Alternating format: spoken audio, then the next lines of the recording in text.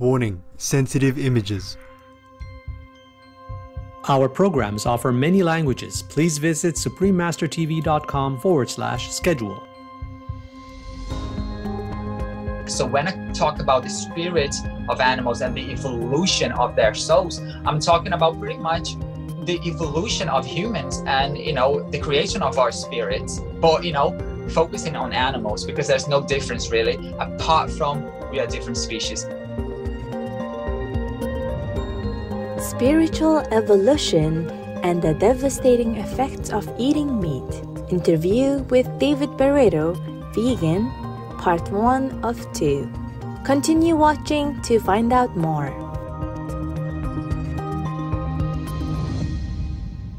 No to vegan, because robbing others of their lives is your style. No?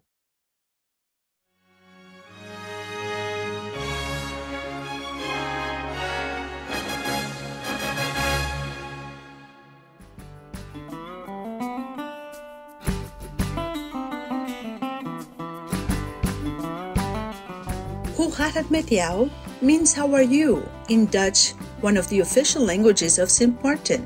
I'm Silveria. The compassionate people of St. Martin wish that noble beings like you will always be shielded by heaven's protection.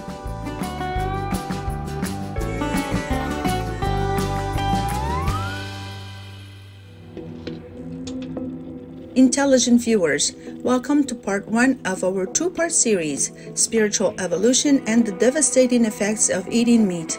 Interview with David Barreto, vegan.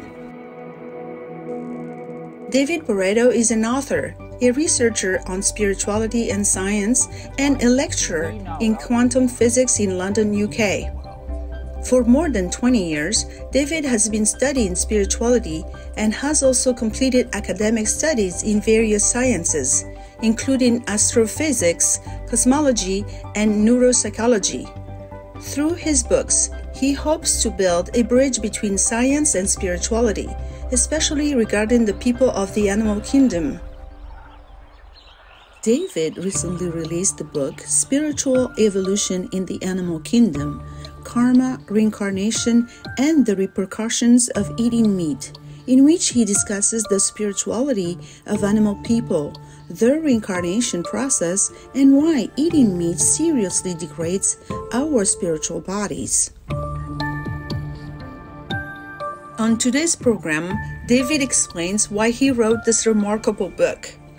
I love animals, right? And I really do love every type of animals.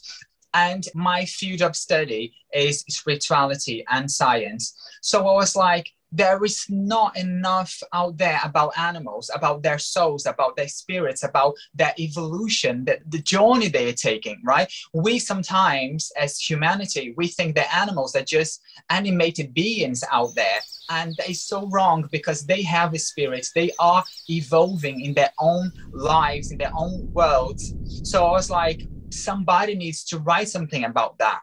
I've read several books and scriptures regarding animal spirituality, and I was not convinced it wasn't enough. What they had was lists to benefit the human being, right? So let's which animal is my animal guardian? Which animal brings luck? Which animal is my star sign? And I was like, this is not animal spirituality. This is spirituality to benefit humans. So I was like, I need a little bit more. I need to know, not for me, but to share with the world that animals, they are like us humans. They are here on planet Earth to evolve, to grow spiritually like we are. And we are going towards the same direction, humans and animals. We are just like in different states of evolution right now, spiritual evolution.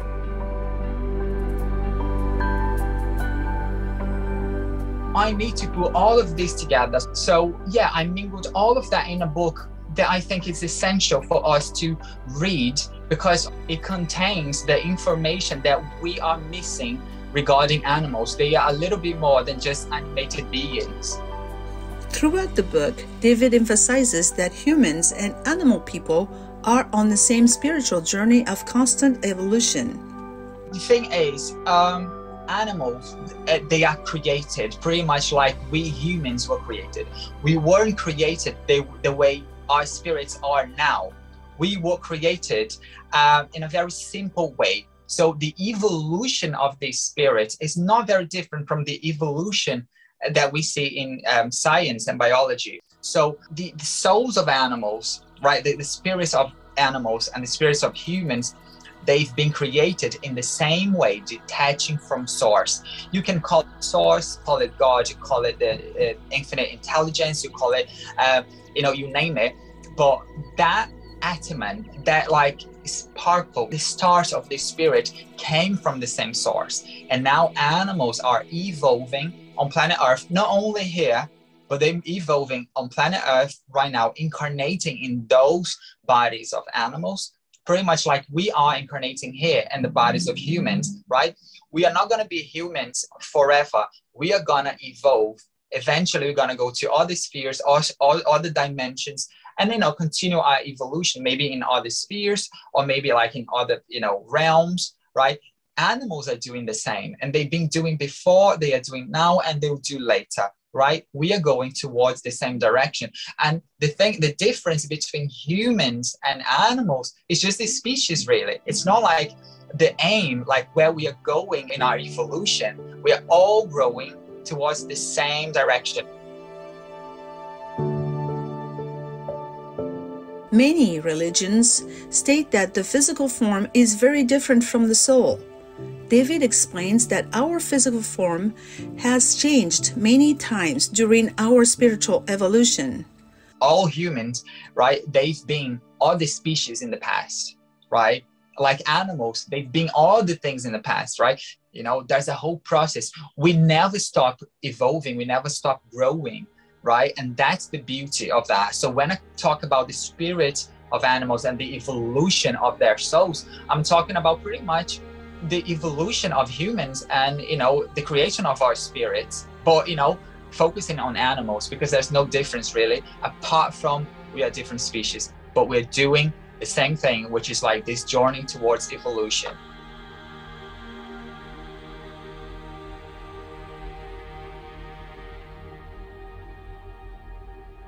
We choose to eat meat and have therefore built slaughterhouses for the animals and hospitals for us. Akbarali H. Jetta, vegetarian.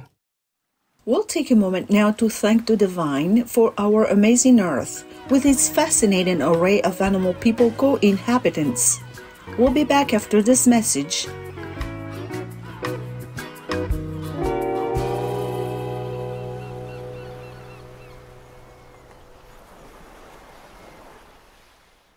Noble viewers, welcome back to our program. David next explains that our animal people co-inhabitants are here to help us, and that even tiny insect people are important. Spider people, for example, have an energetic role. Little do we know that, etherically speaking, which means like the energy that surrounds the essence of the spider, right? The whole energy is this energy connected to labor, to work, to producing, to action, right? That area, right, of the spider has to do with movement, labor, and the spider is influencing other animals to develop their skills, their instincts. So, for example, when you see a spider at home, right, obviously there are physical reasons why a spider would be at your house, right? Maybe you live like near the woods, maybe like you leave the window open every day, that's the physical explanation. We know that. But the thing is, when a spider is on like books or on the ceilings or in a particular place in your house, that means that that place needs movement. You need to work in that environment. So if the webs are over books, then read those books. If the webs are somewhere else, like on a chair or near a table or in this particular room, go in that room, do things, clean the room, move things away, read something there, do something there, right? Because that energy is lacking there. And then the spider is doing there what you're not doing. right? But never, never, never kill a spider or any insect. Remember that the spider is there just to do the work that you are not doing. So if you want to get rid of a spider, you should work your own case, right? You should read books, you should like work in that environment. It has nothing to do with the spider is there to help you. Many thanks, David Barreto, for your fascinating information about the people of the animal kingdom and our shared spiritual journeys. May you be blessed for your noble endeavors. Our most gracious Supreme Master Ching Hai can speak telepathically with animal people and frequently speaks about the remarkable gifts they bring. She shares a story about the loving kindness of a tiny spider person she once met. Oh, so many animal people are so incredibly kind, not just my dog person.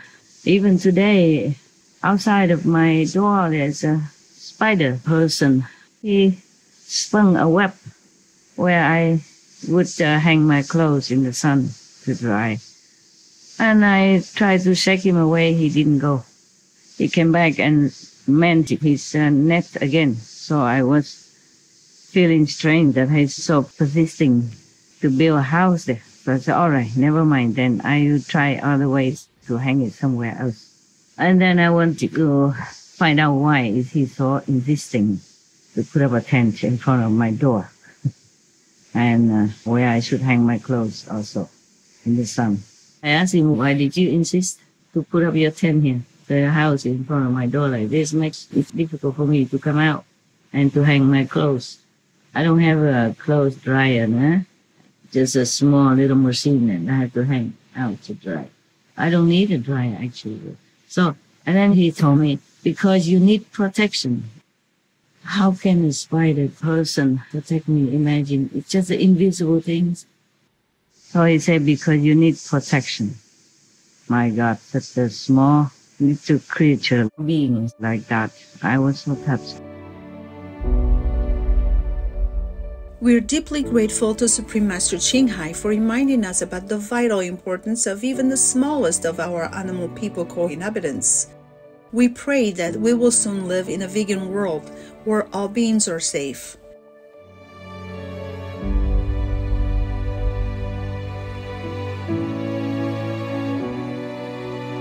For more information on David Barreto, please visit davidbarreto.net. Deny vegan. Don't worry. God will not ask you again, because you will be away, far, far from God in hell. On today's program, David tells us more about his remarkable book and the most vital message he wants to convey through it.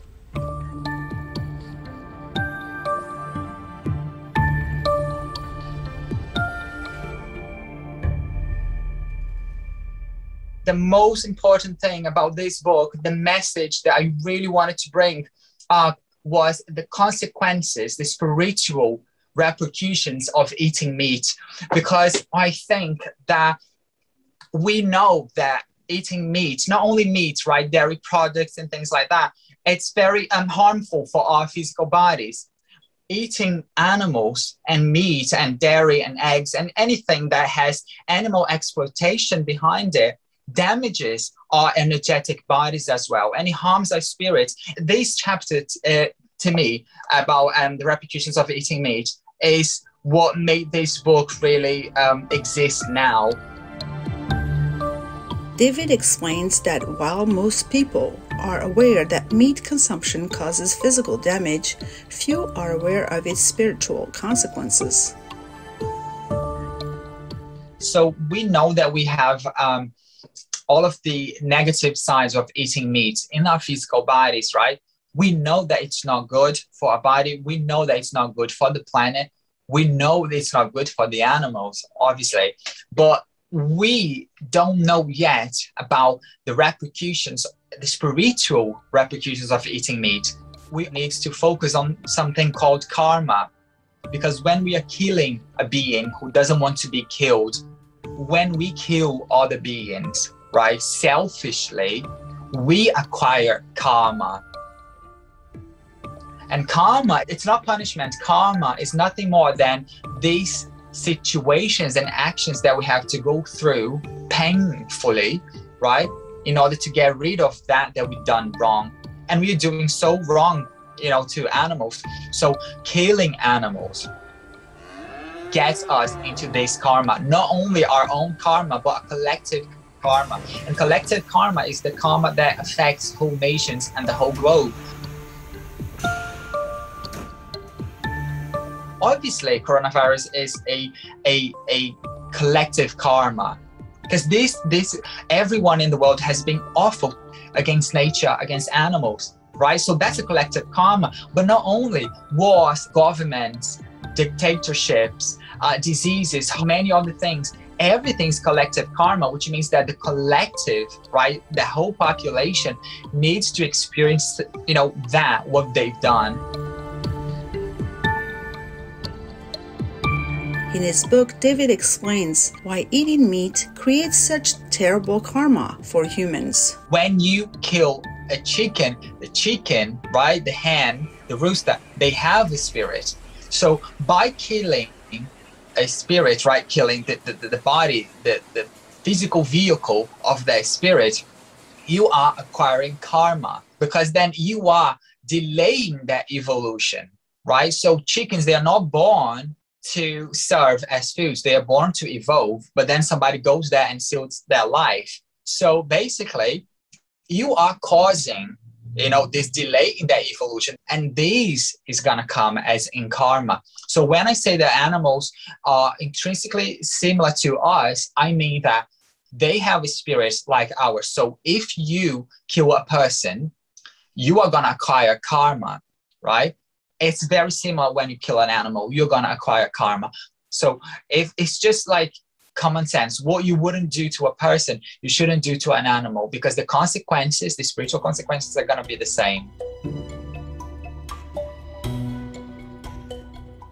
David further explains what happens when people don't actually kill the animal people themselves, but participate indirectly through consuming meat, dairy, or eggs. So I think this is the main spiritual repercussion of eating meat, is financing these death camps, right? There are slaughterhouses. We are financing these. Our money, you are not killing a cow, a pig, but somebody's killing because you are paying them to do. So this is getting karma because you are ignoring something. You know where meat comes from, but I don't have to see it. I just want to see my meat there on my plate. But then karma is seeing everything. And who is going to put that karma onto you is yourself. It's not God, it's not the animals, it's not other people, it's you. Our consciousness is our judge.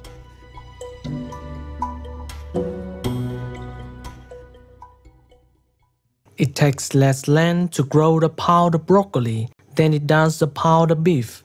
Less land to grow the powdered grain than a powdered beef. Less water, less energy. Exactly, Judeo vegan. We will take a moment now to pray to Almighty God that all human beings avoid this terrible karma by quickly adopting the compassionate vegan lifestyle. We'll be back after this message.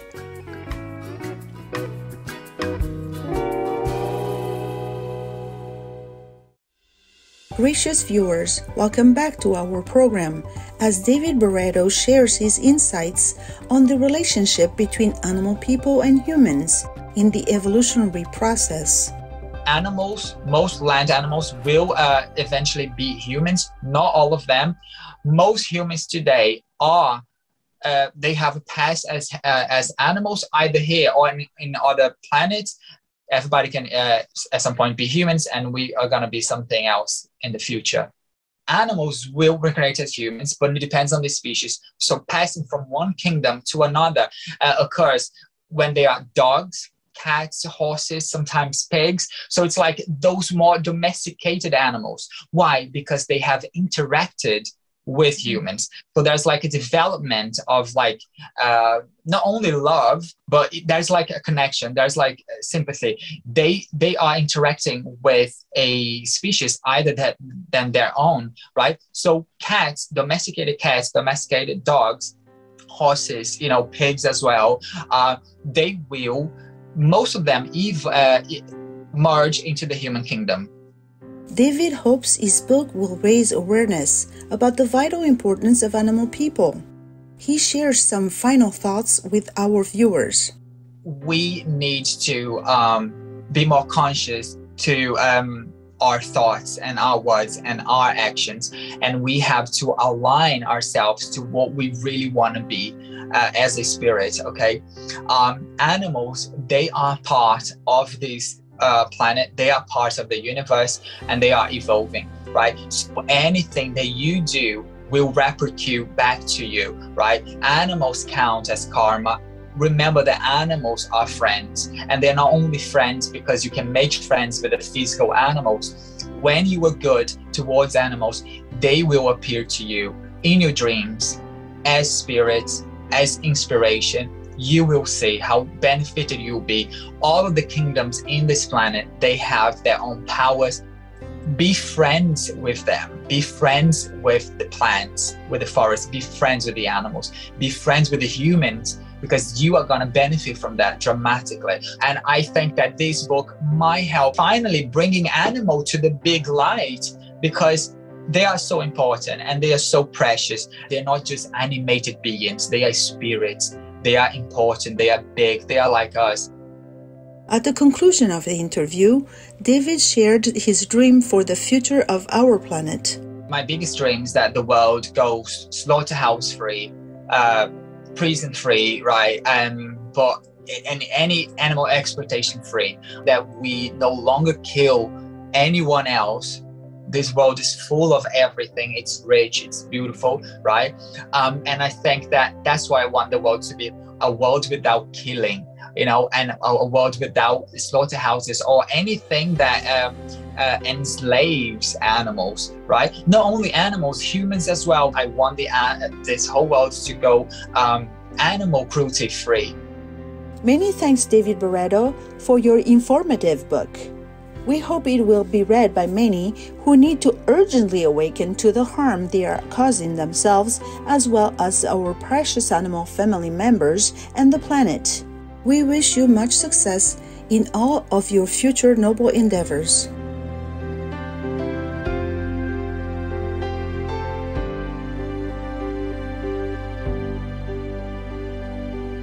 Our most beloved Supreme Master Ching Hai frequently warns about the terrifying karmic consequences of eating meat, stating that the vegan lifestyle is the only way to rescue our souls.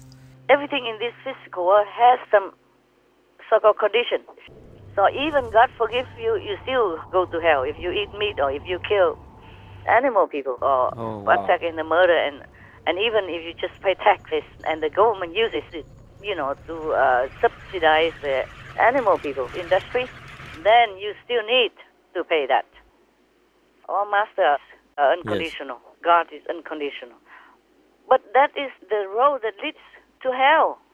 So you have to U-turn, that's all. Yes. Killing, eating animal people is the way to go direct to hell. That's the road to hell. Yes. That is the universal arrangement. Yeah, killing is a grave sin and you have to pay for it. So that's why I urgently urge everybody to eat vegan. It's for them to rescue themselves.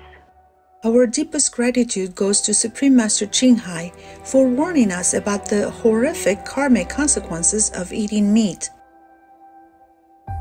May all people quickly adopt the compassionate vegan lifestyle to save their souls and planet Earth.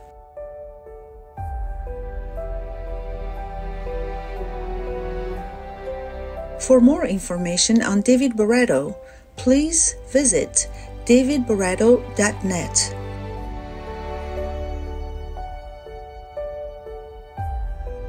Vegan, high morals evident.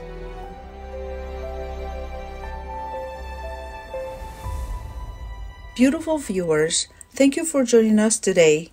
Coming up next is Positive Changes in Countries, Part 34 of a multi-part series, Altruistic Governments, Altruistic Citizens, Laos, Latvia, Lebanon.